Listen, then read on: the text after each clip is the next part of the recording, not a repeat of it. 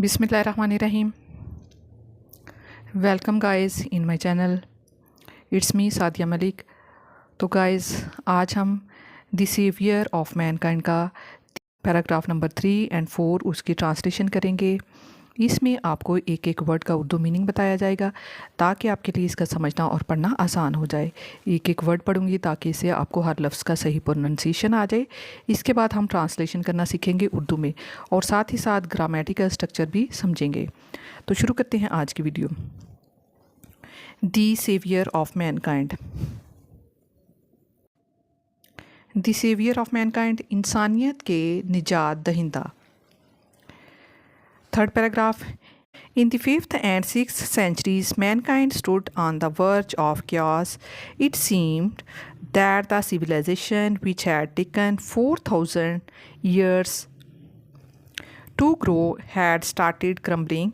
At this point in time, Allah raised a Rasul sallallahu alaihi wasallam among themselves to lift humanity from ignorance into the light of faith.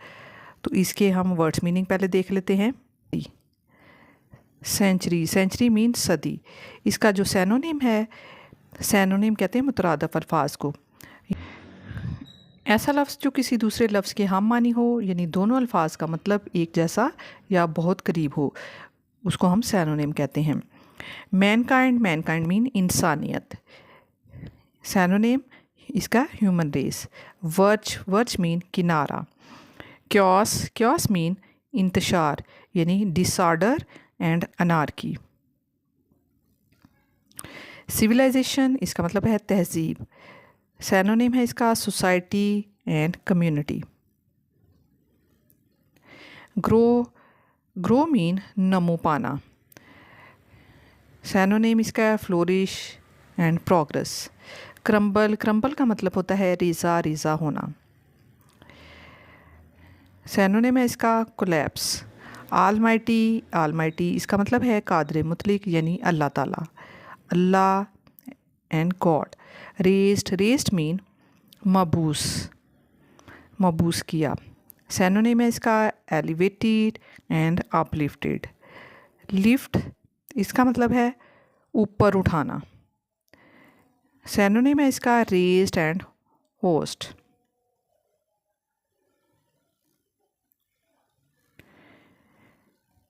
Humanity इसका मतलब है इंसानियत। Synonym है इसका mankind and human race. Ignorance, ignorance mean ला इल्मी। Synonym इसका unawareness. Faith, faith mean अकीदा। सैनोनिम है इसका belief and trust. Third paragraph की अब ट्रांसलेशन करते हैं। इन में द फिफ्थ मीन पाँचवीं एंड सिक्स और छठी सेंचुरीज, सेंचुरी मीन सदी। मैनकाइंड, मैनकाइंड मीन इंसानियत। स्टूड, स्टूड मीन खड़ी थी। ऑन, ऑन मीन पर। द वर्ज किनारे पर। ऑफ क्यास इंतशार के। In the 5th and 6th centuries, mankind stood on the verge of chaos. पाँचवीं और छठी सदी ईस्वी में इंसानियत तबाही के धाने पर खड़ी थी। इट ये सीम्ड ज़ाहिर होता था, दिखाई देता था, दैट के दी सिविलाइजेशन, सिविलाइजेशन मीन तहजीब, विच जो के हैड टेकन लगे थे 4,000 4,000 ईयर्स, ईयर्स मीन साल, टू ग्रो बढ़ने में यानी परवान चढ़ने में। हैड स्टार्टेड शुरू हो गई थी। क्रम्बलिंग मीन रेज़ा, रेज़ा होना। It seemed that the civilisation which had taken 4,000 years to grow had started crumbling. यूँ दिखाई देता था कि वो तहजीब जिसको परवान चढ़ने में 4,000 साल लगे थे, अब रेज़ा, रेज़ा होना शुरू हो गई थी। एट दिस पॉइंट एन इसी वक्त, एट दिस पॉइंट एन इसी in time, at this point in time एन इसी वक्त, अल्लाह, अल्लाह ताला ने रेज्ड, रेज्ड मीन मबूस किया, आ रसूल एक रसूल, सल्लल्लाहु अलैहि वसल्लम अमंग मीन दरमियान, themselves मीन इनके। टू लिफ्ट ऊपर उठाना, लिफ्ट जो है ये वर्ब है। ह्यूमैनिटी इंसानियत को, फ्राम इनसे, इग्नोरेंस मीन जहालत यानी ला इल्मी से। इनटू मीन की तरफ, द लाइट रोशनी में, ऑफ फेथ ईमान की। At this point in time, Allah raised our Rasul sallallahu alaihi wasallam among themselves to lift humanity from ignorance into the light of faith. And इसी वक्त अल्लाह ताला ने इनमें से ही एक रसूल ख़ातमुन नबिय्यीन सल्लल्लाहु अलैहि वसल्लम मबूस फरमाया, जिन्हें इंसानियत को जहालत से निकालकर ईमान की रोशनी से मुनव्वर करना था।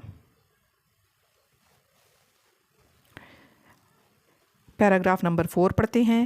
वैन हज़रत मोहम्मद ख़ातमुन नबिय्यीन सल्लल्लाहु अलैहि वसल्लम 38 years age, he sallallahu alaihi wasallam spent most of his time in solitude and meditation. In the cave of Hira, he Khatamun Nabiyyin sallallahu alaihi wasallam used to retire with food and water and spend days and weeks in remembrance of Allah subhanahu ta'ala. इस paragraph के words meaning देखते हैं। Spent, इसका पहला word है spend, mean खर्च करना। Synonym है इसका यूटिलाइज्ड एंड एक्सपेंडेड। सॉलिट्यूड, इसका मतलब है खलवत। सैनोनिम है इसका आइसोलेशन। मेडिटेशन मीन गौर व फिक्र। सैनोनिम है इसका थाट। केव मीन गार, केव गार को कहते हैं। केव मीन गार। सैनोनिम है इसका कैबन। रिटायर मीन गोशा नशीन होना। इसका जो सैनोनिम है वो है विदड्रॉ। रिमेम्बरेंस मीन याद। सैनोनिम है इसका रिकलेक्शन। ट्रांसलेशन इसकी करते हैं। when मीन जब, हज़रत मोहम्मद सल्लल्लाहु अलैहि वसल्लम वाज मीन थे 38 38 बरस, years of age 38 years of age 38 बरस की उम्र को पहुँचे। ही वो सल्लल्लाहु अलैहि वसल्लम स्पेंट मीन गुजारे थे, मोस्ट ज़्यादा, ऑफ इस टाइम अपना वक्त, हीज़ मीन अपना, टाइम मीन वक्त, इन मीन में, सॉलिट्यूड मीन तन्हाई में, एंड और मेडिटेशन मीन गौर व फिक्र में यानी मराकबे में। मेडिटेशन इसका मतलब होता है, जो सैनोनिम है इसका वो था थाट। सैनोनिम जो है वो इसका है थाट यानी गौर व फिक्र में, सोचने में।